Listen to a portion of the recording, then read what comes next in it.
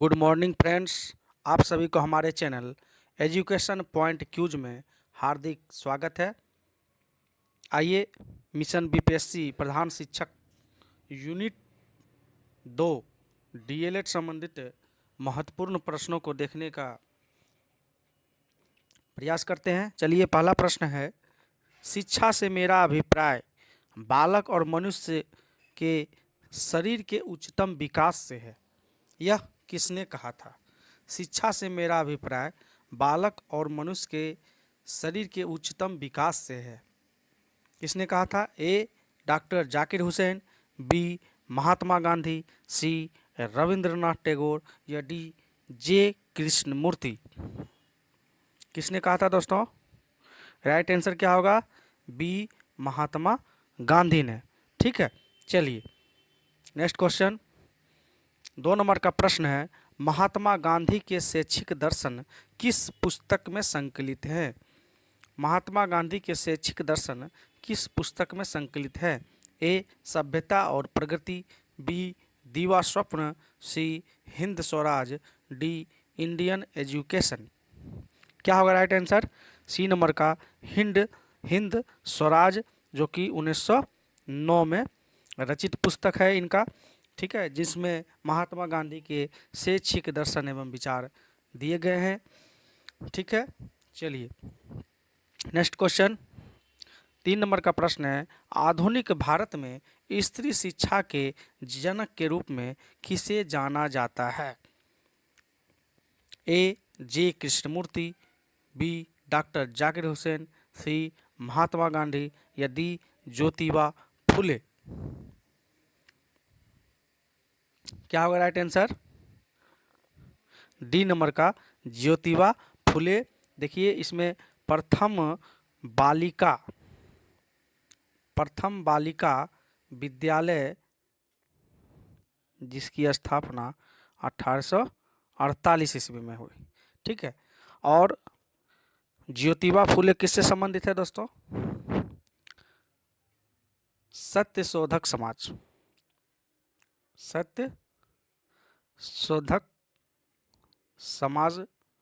ठीक है, सत्य शोधक सोसाइटी से संबंधित है। चलिए नेक्स्ट क्वेश्चन। 4 नंबर का प्रश्न है, दीवा स्वप्न किससे संबंधित है? दीवा स्वप्न किससे संबंधित है? A doctor Zakir Hussain, B Rabindranath Tagore, सी जे कृष्णमूर्ति या डी गीजू भाई बधेका। राइट आंसर क्या होगा?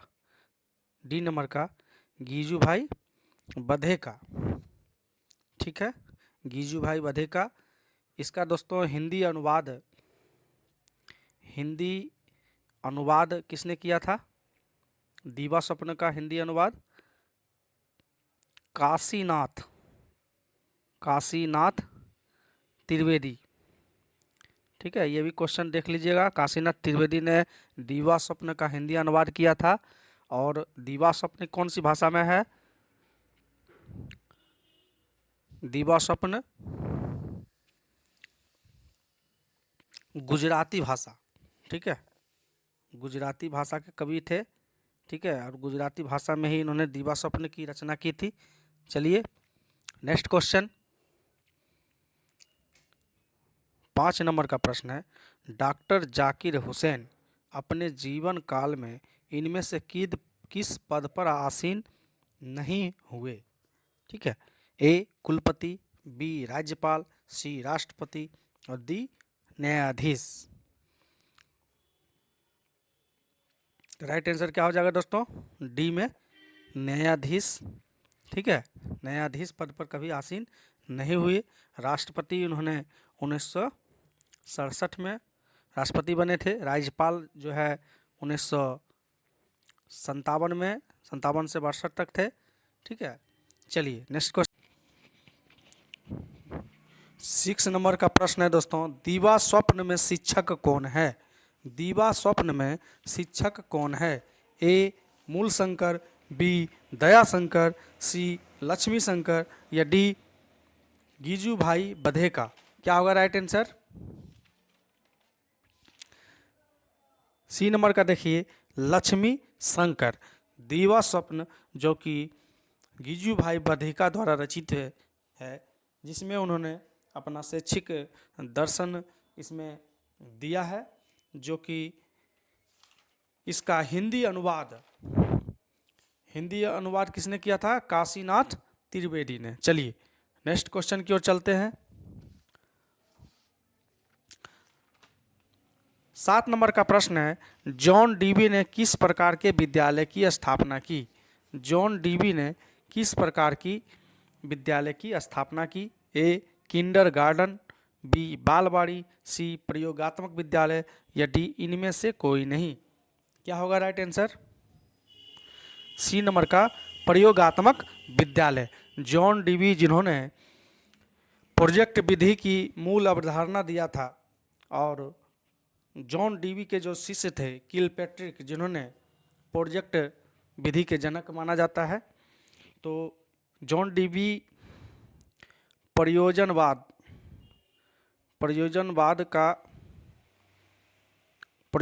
से संबंधित हैं। ठीक है, चलिए नेक्स्ट क्वेश्चन। 8 नंबर का प्रश्न है, जे कृष्णमूर्ति किस समाज से संबंधित थे? जे कृष्णमूर्ति किस समाज से संबंधित थे? ए आर्य समाज, बी ब्रह्म समाज, सी सत्यशोधक समाज, या डी थियोसॉफिकल सोसाइटी। क्या होगा राइट आंसर? गेस कीजिए दोस्तों। राइट आंसर हो जाएगा डी नंबर का थियोसॉफिकल सोसाइटी। ठीक है, सत्यशोधक समाज जो थे वो कौन थे दोस्तों? ज्योतिबा फुले, जिन्होंने स्त्री शिक्षा पर विशेष ध्यान दिया है। ठीक है, ब्रह्म समाज हो गए ये राजा राम मोहन राय। ठीक है, मोहन राय, और आर्य समाज दयानंद सरस्वती। चलिए नेक्स्ट क्वेश्चन की ओर चलते हैं। 9 नंबर का प्रश्न है, जॉन डीवी ने किस प्रकार की शिक्षा प्रणाली का समर्थन किया है? जॉन डीवी ने किस प्रकार की शिक्षा प्रणाली का समर्थन किया है? ए करके सीखना, बी बाल केंद्रित शिक्षण, सी शिक्षक केंद्रित शिक्षण, या डी ए एवं बी दोनों। क्या होगा राइट आंसर? राइट आंसर हो जाएगा दोस्तों डी नंबर का। देखिए ए एवं बी दोनों, यानी करके सीखना भी और बाल केंद्रित शिक्षण, ये शिक्षा प्रणाली का इन्होंने समर्थन किया है। चलिए नेक्स्ट क्वेश्चन की ओर चलते हैं। 10 नंबर का प्रश्न है, मॉन्टेसरी प्रणाली का उपयोग किस वर्ग के लिए सर्वाधिक उपयुक्त है? मॉन्टेसरी प्रणाली का उपयोग किस वर्ग के लिए सर्वाधिक उपयुक्त है? ए प्राथमिक कक्षाओं के लिए, बी पूर्व प्राथमिक कक्षाओं के लिए, सी उच्च प्राथमिक कक्षाओं के लिए, या डी इनमें से कोई नहीं। मॉन्टेसरी प्रणाली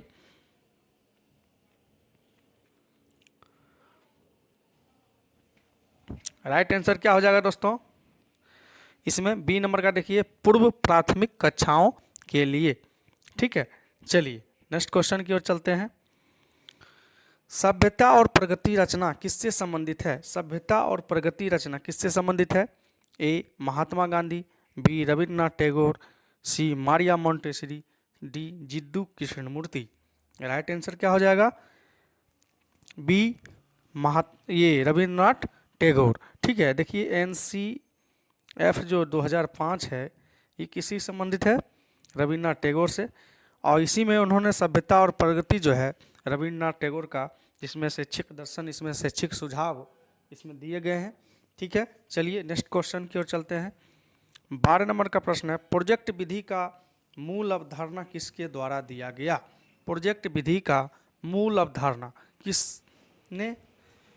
किसके द्वारा दिया गया? ए जॉन डीवी, बी किलपैट्रिक, सी मारिया मोंटेसरी, या डी थॉर्नडाइक। क्या होगा राइट आंसर?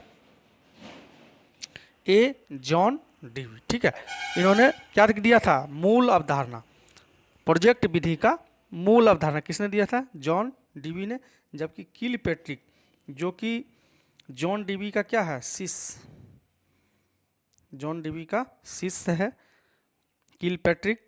किलपैट्रिक जो है, इन्होंने इसको जनक कहा जाता है, क्योंकि प्रोजेक्ट विधि का प्रतिपादन, देखिए प्रतिपादन यदि पूछा जाए तो किलपैट्रिक हो जाएगा, और मूल अवधारणा पूछा जाए तो जॉन डीवी हो जाएगा। ठीक है, चलिए नेक्स्ट क्वेश्चन की ओर चलते हैं।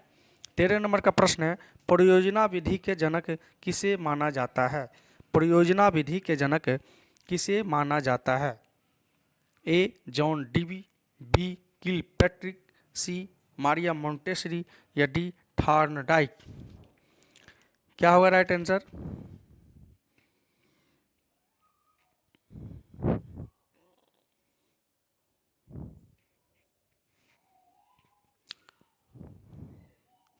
राइट आंसर क्या है?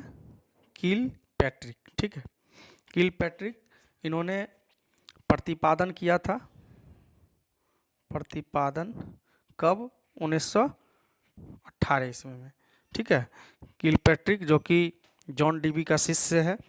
चलिए, इसमें बालक द्वारा किसी प्रोजेक्ट को हल कराया जाता है और उद्देश्य पूर्ण होते ही उद्देश्य पूर्ण होता है। ठीक है, और इसमें शिक्षक मार्गदर्शक के रूप में काम करता है। शिक्षक क्या करता है? सिर्फ मार्गदर्शक के रूप में काम करता है। ठीक है, यह विधि जो है प्रत्यक्ष अनुभव द्वारा पूरा होता है और यह सबसे उपयुक्त विधि है दोस्तों, सबसे उपयुक्त शिक्षण विधि है। ठीक है, और इसके दोस्तों एक चीज़ और नोट कर लीजिए, इसके कितने सोपान है? 6 सोपान है। प्रोजेक्ट विधि के कितने सोपान है? 6 सोपान है। ठीक है, चलिए नेक्स्ट क्वेश्चन की ओर चलते हैं। 14 नंबर का प्रश्न है, बालक को प्रकृति वातावरण में स्वतंत्रता पूर्वक स्वयं करके सीखने का अवसर मिलना चाहिए। यह मत किसका है?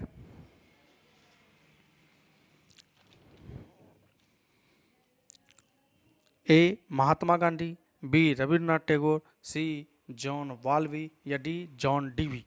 राइट आंसर क्या हो जाएगा? रविन्द्रनाथ टैगोर, सभ्यता और प्रगति। रविन्द्रनाथ टैगोर ने बालक को प्रकृति वातावरण में स्वतंत्रता पूर्वक, यानी कि प्रकृति की गोद में, प्रकृति की गोद में, ये भी संबंधित है रविन्द्रनाथ टैगोर से। चलिए नेक्स्ट क्वेश्चन, 15 नंबर का प्रश्न है, जे कृष्णमूर्ति अपने जीवन में किससे सर्वाधिक प्रभावित थे? जे कृष्णमूर्ति, जिनको जिद्दू कृष्णमूर्ति भी कहते हैं, किससे प्रभावित थे? महात्मा गांधी से, बी रविन्द्रनाथ टैगोर से, डी एनी बेसेंट से, या डी जे कृष्णमूर्ति से। राइट आंसर हो जाएगा सी नंबर का, देखिए एनी बेसेंट से। चलिए नेक्स्ट क्वेश्चन, 16 नंबर का प्रश्न है, शिक्षा को 3R, शिक्षा को 3R तथा 3H संज्ञा किसने दी? ए रविन्द्रनाथ टैगोर, बी जे कृष्णमूर्ति, सी गीजूभाई बधेका, या डी महात्मा गांधी। देखिए इसका राइट आंसर क्या होगा? महात्मा गांधी। अब देखिए 3R क्या है? 3R क्या है? रीडिंग, ठीक है, राइटिंग एंड अर्थमेटिक,